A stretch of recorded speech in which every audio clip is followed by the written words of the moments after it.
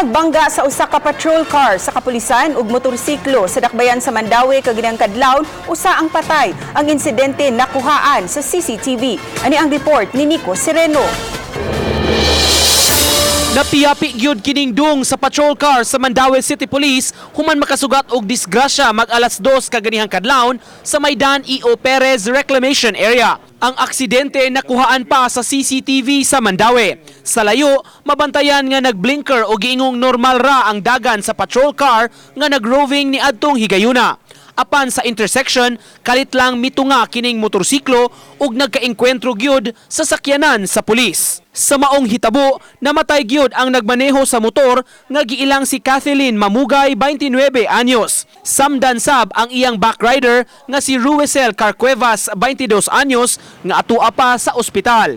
Gidala sila sa Mandaue District Hospital kundiin na deklarang patay ang driver samtang gi-refer og laing ospital ang angkas. Nag-cross na siya.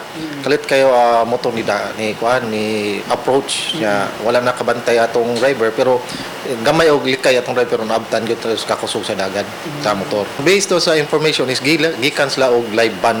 Ang pulis nga nag-drive sa patrol car nga si Patrolman Renato de los Paso gipaubos na sa restrictive custody o gidetail sa headquarters samtang nagpadayon ang investigasyon sa maong disgrasya. Based on sa video footage, wala man gyud at fault ang atong driver. Nag-roving tapos slow moving tapos nakita po na properly ang iyang pag-drive ni slow siya kay crossing, nag-blinker pa. Ang amo lang ko is anong kusog kay dagan sa kanya ang katungga motor niya considering intersection.